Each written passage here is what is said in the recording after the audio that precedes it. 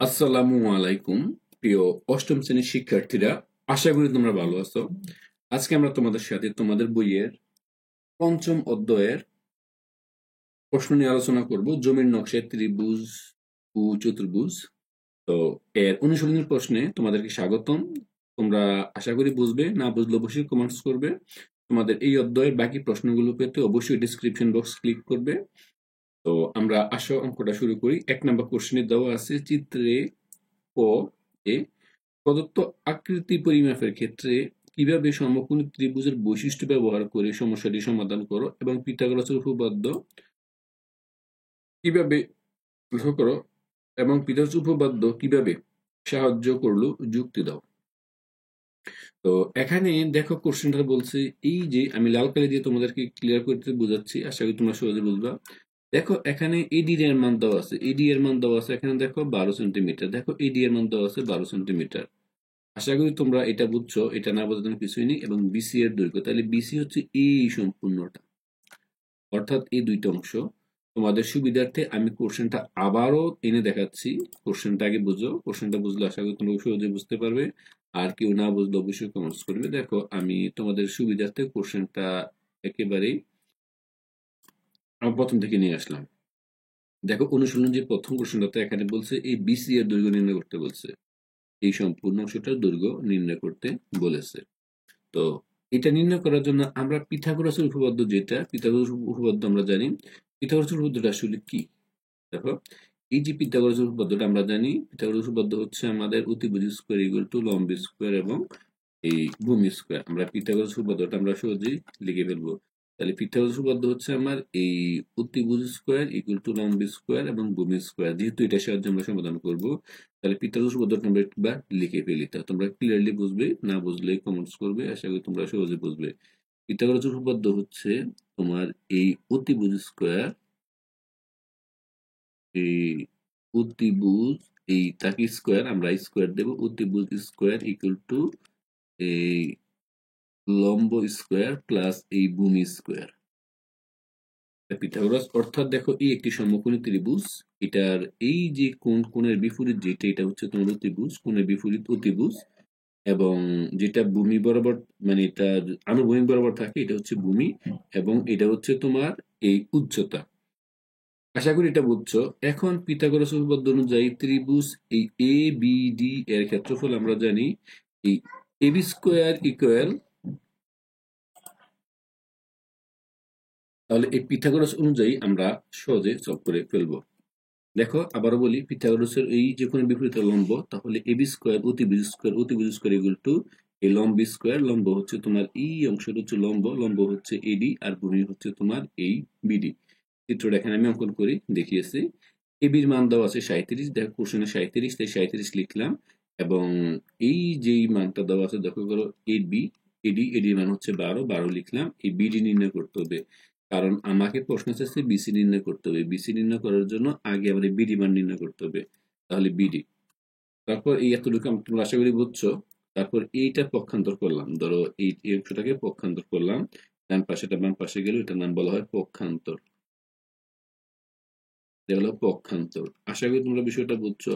পক্ষান্তর মানে এই অংশ, যেটা আমি তোমাদের কালার করে দেখাচ্ছি, কালার দিয়ে বুঝবা। এই যে অংশটা, এটা যাবে ডান পাশেটা বাম পাশে, বাম পাশে ডান পাশে। তাহলে এইটা আমার ডান পাশে আছে, এটা বাম পাশে যাবে, আর বাম পাশেটা ডান পাশে আসবে। এটা পক্ষান্তর, মানে টোটালি চেঞ্জ, সমান সমানের এই পাশে তো এই পাশে, ওই পাশে তো এই পাশে, তার নাম পক্ষান্তর। এখান থেকে বিডি রাখলাম, কারণ বিডি নির্ণয় করতে হবে। আর এখানে এই যে 12 স্কোয়ার, এটা এই পাশে চলে আসলো। 37 স্কোয়ার, এটাই পাশে যেহেতু প্লাস আছে, এই পাশে আসলে মাইনাস হবে। আশা করি বুঝছো। 37 স্কোয়ার হচ্ছে 1369, আর 12 স্কোয়ার মানে হচ্ছে 144। এই 1369 থেকে 144 বিয়োগ করলে হয় 1225। 12, তাহলে যেহেতু বিডি নির্ণয়, বিডি স্কোয়ার মানে হচ্ছে 1225। এখন উভয়পক্ষে আমরা এই দেখো এটি স্কোয়ার আছে, এই পাশে আমরা স্কোয়ার থাকলে বর্গমূল হয়। মানে ডান পাশে যদি স্কোয়ার থাকে বাম পাশে বর্গমূল হয়, অথবা বাম পাশে স্কোয়ার থাকলে ডান পাশে বর্গমূল হয়। এখানে বিডি স্কোয়ার এই পাশে বর্গ আছে, তাই ওই পাশে গেলে বর্গমূল হয়ে যায়। আশা করি বিষয়টা বুঝছো। তারপর এই সম্পূর্ণ মান হচ্ছে 35 স্কোয়ার, তাহলে বিডি হচ্ছে 35। তাহলে আমরা এখানে বলতেই পারি এই এখানে হচ্ছে এই যেহেতু বিসি এর দৈর্ঘ্য, এই বিডিটা আমরা এইখান থেকে এই 35 পেয়ে ফেললাম। তারপর আবার একটা ত্রিভুজ কত এডিসি, বিষয়টা খেয়াল করছো? আমি তোমাদের বোঝাচ্ছি, এইটা হচ্ছে যে এ, এই অংশটা এডিসি, এডিসি এই ত্রিভুজটা, আর এটা যাবে যেহেতু এটা লম্ব, এটা সমকোণ ত্রিভুজ, তাহলে এডিসি এই ত্রিভুজটা আমরা এখানে নিয়ে আসি। দেখো এবার এই এডিসির ক্ষেত্রে অতিভুজ স্কোয়ার ইকুয়াল টু আগের মতো, এই অতিভুজ স্কোয়ার ইকুয়াল টু লম্ব স্কোয়ার গুণ স্কোয়ার। ঠিক এখান থেকে একই প্রক্রিয়া ক্যালকুলেশন করলে আমরা, তারপর আমরা এই ঠিক সেম টু সেম আগের মতোই কাজটা করব। ক্যালকুলেশন করার পর ফাইনালি আবার এখানে পক্ষান্তর করব, পক্ষান্তর করার পরে আমরা এই সিডি মানটা নির্ণয় করব ঠিক আগের মতোই, যেহেতু মানও সেম, কোনো প্রকার প্রবলেম নেই। 37 দেখুন, এখানে 37 ছিল, এখানেও 37, এখানে 12, এই আগেরটাও ছিল 12, তাইলে আমার মান কোনো পরিবর্তন নেই, শুধু আমার আগে ছিল বিডি, এখন হবে এটা সিডি। আশা করি বিষয়টা বুঝছেন, এটা নিয়ে কারো কোনো প্রবলেম নেই। তারপর ক্যালকুলেশন করার পরে এই আমার সিডি মান 35, সেম টু সেম আগের মতোই, এই আগে যেভাবে বুঝিয়েছি। এখন অনুশীলনী কোর্সটা আরেকবার আমরা এখানে দেখি। দেখুন 1 নম্বর কোশ্চেনটা ছিল এই অংশটা বিডির মান নির্ণয় করতে বলতে, দেখুন এই বিসি এর মান নির্ণয় করতে বলছে। বিসি হচ্ছে এই এতটুকু, আশা করি বিষয়টা বুঝতেই পারছেন। তাহলে বিসি এর মান নির্ণয় করার জন্য এটার মান আমরা নির্ণয় করতে পেরেছি, অর্থাৎ এই বিসিটা হচ্ছে এই বিডি আর এই সিডি এর সমান। তাহলে বিডি এর মান আমরা নির্ণয় করছি 35, এই ডিসি এর মানও 35, 35 দুগুণে 70। চাকরি এটা বুঝতে পারছেন, তাহলে নির্ণয় বাহুর দৈর্ঘ্য আমরা এই 70 নির্ণয় করতে পারলাম। আশা করি 1 নম্বর কোশ্চেনটা সবাই বুঝছেন, এ নিয়ে কার কোনো প্রবলেম হওয়ার কথা না, কারণ এটা হলো 35, এটা হলো 35, এইটা ফার্স্ট আমরা 35, তাতে 35 দুগুণ হচ্ছে 70। তো 1 নম্বরটা গেলে এবার আমরা 2 নম্বর কোশ্চেন নিয়ে আলোচনা করব, আশা করি আপনারা সহজে বুঝবেন। শিক্ষার্থীরা, 2 নম্বর কোশ্চেনটা সলভ করার আগে আমি আপনাদেরকে একটি তথ্য দেই। এই এই চ্যানেলের অথবা এই অধ্যায়ের আপনারা সবগুলো ভিডিও পেতে আপনারা ডেসক্রিপশন বক্স ক্লিক করবেন। ডেসক্রিপশন বক্সটা আমি একটু আপনাদেরকে বুঝিয়ে দিচ্ছি কিভাবে ডেসক্রিপশন ক্লিক করবেন। দেখুন এই যে ভিডিওটি পেতে আপনি আমার চ্যানেলে চলে যাবেন, যাওয়ার পরে এরকম অংশটি দেখবেন যে ক্লাস 8 ম্যাথ চ্যাপ্টার 5, এই পৃষ্ঠা দেওয়া থাকবে। এখানে দেখুন এই একটি অংশ, আপনারা আশা করি এটা দেখতে পারতেছেন। এখানে দেখুন এই যে এই অংশটা, দেখুন এই এখানে এই অংশটা লাল, এই দেখুন এখানে ক্লিক করলেই আপনারা এই সম্পূর্ণ প্লেলিস্ট পেয়ে যাবেন, অথবা এই মোর অপশন আছে, এখানে ক্লিক করলে আপনারা আরো কিছু পাবেন। তাহলে আশা করি এভাবে আপনারা দেখলে আপনারা সবগুলো খুব সহজে পেয়ে যাবেন, আপনাদের সুবিধা হবে। এবার আমরা তারপরে কোশ্চেনে চলে যাচ্ছি, আশা করি আপনারা সহজে বুঝবেন। আর যদি কেউ না বোঝেন অবশ্যই কমেন্টস করবেন, আমরা আমাদের মতো চেষ্টা করব আপনাদেরকে আবার কোশ্চেনটি বুঝিয়ে দেওয়ার জন্য। এবার দেখুন 2 নম্বর কোশ্চেনটা বলে দেওয়া আছে, চিত্র একে বা কাগজ কেটে প্রমাণ করো বর্গের কর্ণদ্বয় পরস্পর সমান। এখানে দেখুন আমি আগে একটি বর্গ অঙ্কন করলাম, আশা করি এটা নিয়ে কারো না বোঝার কিছুই নেই। বর্গের প্রতি বাহুর দৈর্ঘ্য সমান, তাই এখানে দিলাম এই অংশটা এ দিলাম, এখানে ওই অংশটা এ দিলাম, এখানে অংশটা আমি এ দিলাম, এখানেও এই অংশটা এ, এবং আমি দুইটি কর্ণ নেব। এখানে আমি বলছে বর্গ কর্ণদ্বয় পরস্পর সমান, ইসি কর্ণ একবার নেব, একবার আমি করে নেব বিডি কর্ণ নেব। আশা করি বুঝতেই পারছেন। প্রথমে আমরা এই বিডি কর্ণটা নিয়ে নিচ্ছি। দেখুন এই বিডি কর্ণটা নেব, এটাকে আমি বারবার দেখাচ্ছি, এই বিডি কর্ণ নেব। স্টেপ ব্যবহার করলে তাহলে তখন আমার হয় বিসিডি, এই কোণটার মান হয় 90 ডিগ্রি, যেহেতু এটা বর্গ এই মানটা 90 ডিগ্রি। আবার আমরা বলতে পারবো এই যে কোণটা এই এ বিসি, এই কোণটার মানটাও হচ্ছে আমার 90 ডিগ্রি। তো যেহেতু আমি প্রথমে এই কোণটা নেব, তাহলে আমি এই ত্রিভুজ বিসিডি হতে পাই, লক্ষ্য করুন এই এখানে এই ত্রিভুজ এই বিসিডি হতে আমরা পিথাগোরাস উপপাদ্য অনুযায়ী কি পাই বলেন তো, এই বিডি স্কোয়ার, এই অতিভুজ মানে কোণের বিপরীতটাই হচ্ছে অতিভুজ, যেটা 90 ডিগ্রি, মানে 90 ডিগ্রি বিপরীত হচ্ছে অতিভুজ। তাহলে BD square equal to BC square plus CD square, আশা করি এতটুকু বুঝছেন। বিডি স্কোয়ার রাখলাম, এই বিসির মান হচ্ছে এ এবং এই সিডির মান হচ্ছে এ, এ স্কোয়ার স্কোয়ার মানে 2a স্কোয়ার, আশা করি এতটুকু বুঝছেন। তারপর এই এই পাশে দেখুন স্কোয়ার আছে, স্কোয়ারটা সমান সমান ওই পাশে যায়, তাহলে এটা বর্গমূল হয়ে যায়। তাহলে এই বিডি ইকুয়াল টু এটা স্কোয়ার, যেহেতু ওই পাশে গেলে বর্গমূল হয়ে গেল। তারপরে বর্গমূল রুট 2 আলাদা করলাম, আর রুট এ স্কোয়ার আলাদা করলাম। দেখুন স্কোয়ার আর এই রুট কাটা যায়, থাকতেছে শুধু এ, আর এখানে রুট 2, তাহলে বিডির মান হচ্ছে আমার এ রুট 2।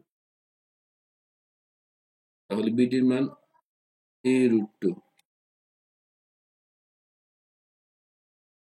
শিক্ষার্থীরা, তাহলে তোমরা সহজেই 1 নং কোশ্চেনটা বুঝতে পারছো। এবার আমরা চলে যাচ্ছি এই আবার এই আগে আমরা এই বিডি নির্ণয় করছি, এবার আমরা নির্ণয় করব এই এসি নির্ণয় করব।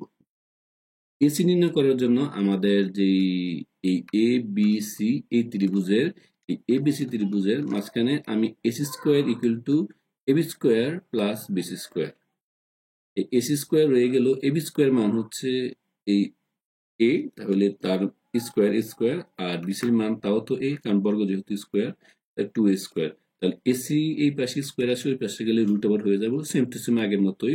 √2a² রুট কাটা থাকতেছে √2 ইন্টু এ, আলটিমেট এই এসি ইকুয়াল টু হচ্ছে a√2। দেখুন আমার এই 1 নং এ পাইছি একটা কর্ণ, এই বিডি কর্ণের মান হচ্ছে, এই কর্ণের মান হচ্ছে a√2 এবং এসি কর্ণের মান হচ্ছে আমার a√2। তাহলে দুটাই সমান, আমরা পাই এটা। সুতরাং কর্ণ আমার বিডি ইকুয়াল টু এসি, প্রমাণিত। এবার আমরা 3 নাম্বার কোশ্চেনটা সলভ করব। আশা করি আপনারা খুব সহজে বুঝবেন, না বুঝলেও কমেন্টস করবেন। এই 4টি বাহু দিয়ে দেওয়া আছে, এই 4টি বাহু এবং একটি কোণ দিয়ে দেওয়া আছে, বলতে চতুর্ভুজটি অঙ্কন করো। এটি একটি সম্পাদ্য, সহজে বোঝা যাবে। এ এর মান 4 সেন্টিমিটার, বি এর মান 3 সেন্টিমিটার, এইভাবে সি এর মান 3.5 সেন্টিমিটার, ডি এর মান, যে 4টা বাহু দেওয়া আছে এই 4টা বাহু পর্যায়ক্রমে আপনারা স্কেল দিয়ে টান দিয়ে লিখবেন, এবং যে অ্যাঙ্গেলটা এটা আপনারা স্কেল দিয়ে টান দিয়ে লিখবেন। তারপর এই এখান থেকে যে কোনো একটি রেখাংশ নেবেন বিই, এখান থেকে নিয়ে এই বিই থেকে প্রথমে এ এর সমান করে এই অংশটা কেটে নেবেন। এটার মান হচ্ছে 4 সেন্টিমিটার।